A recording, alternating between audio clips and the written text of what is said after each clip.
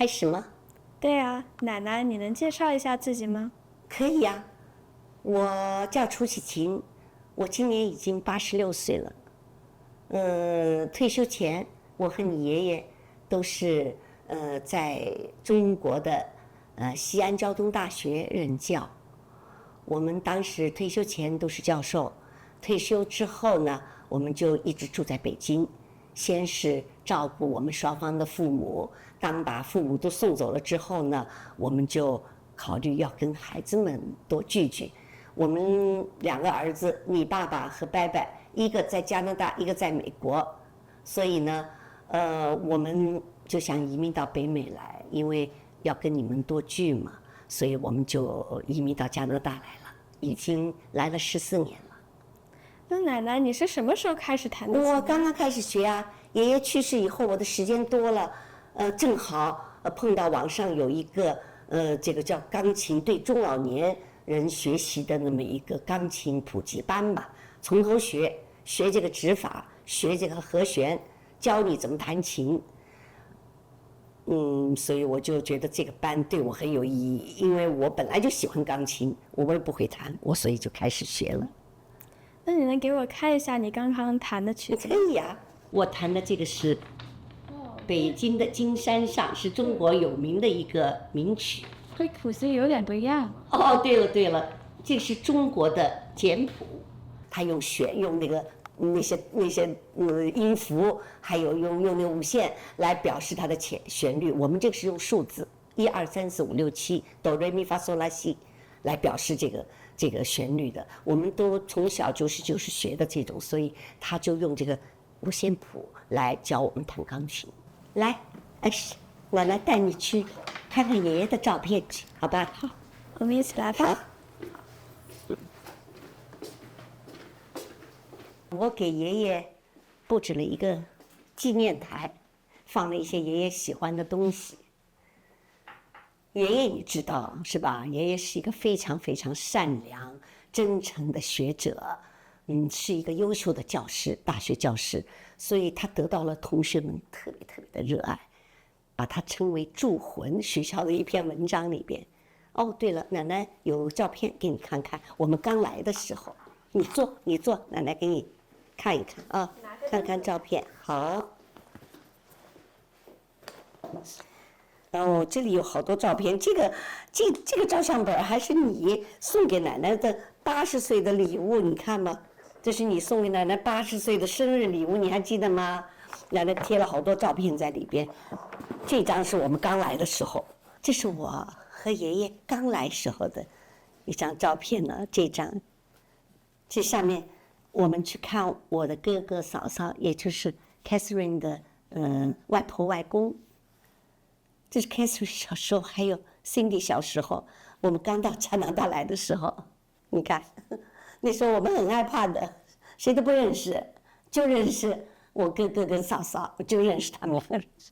那奶奶，你在加拿大那应该交朋友蛮难的吧？哎呦，刚来的时候吧，没朋友，刚来的时候，不太习惯，因为一直在中国住惯，到这儿全是外国人，语言也不行。可是后来我们接触了一些中国人，还接触到一些那个华人办的叫老年协会，所以我就交了一些朋友。后来不是，这个又弄什么就是这个疫情来了以后，我们就变成网上联系了。开始的时候我们都一块联系，另外爷爷奶奶呢也走了好多地方。加拿大好多地方，我们又去参观，好多地方。这个14年当中，你爸爸妈妈还把我们接到美国去住4次，对吧？还跟你一起生活过，所以我们感到这个14年，我们来到北美以后，感觉到确实跟那个中国不太一样。我们领略了这个北美的风光，特别到加拿大以后吧，就觉得这个加拿大确实是个福利国家，你这看病都不要钱。而且呢，这个对这个贫穷的老人什么的，还有一些补贴，还可以让你住老人房，很便宜的租金，我们也住过，所以加拿大给我的印象吧，还是非常好的，就是它是一个非常宽容的一个多国多民族的那么一个国家，就是多民族国家，大家都很宽容，而且人们呢又都非常的讲礼貌，人的素质非常好。那奶奶，你在加拿大那么多时候已经14年了，那你有什么感受吗？我非常喜欢这个国家，它有那么好的福利，空气又好，食品又安全，而且我已经有那么多的朋友，所以我很喜欢这个国家。不过我考虑，我还是想回去住中国的养老院，因为这总归还是有一些问题吧。当然，小军伯伯身体不好是一个主要的原因，但是我觉得他看病不太方便，就是那个24小时的，就是这个我叫了911以后，我要等很长很长时间，实在是受不了。另外，我看家庭医生也不是很方便，我要打电话去预约，这样子一预约怎么行呢？我随时可能有头疼脑热，身体不好，那么我就有一种不安全感。我自己住在这儿，所以我挺想回中国去进一个中国的比较好一点的养老院。我听说是像爸爸妈妈回来了，我们去看看吧。哦，对，好的。看今天吃什么？哎呦，肯德基呀，爸爸最爱吃的，你也是最爱吃的。买哪个？好，谢谢。没的。我们买了3个辣鸡翅，3个不辣的。那你想吃什么？辣的还是不辣的？好，可以。啊，可以。明明啊，还记得吗？第一次吃肯德基什么时候？我当然记得了，终身难忘啊！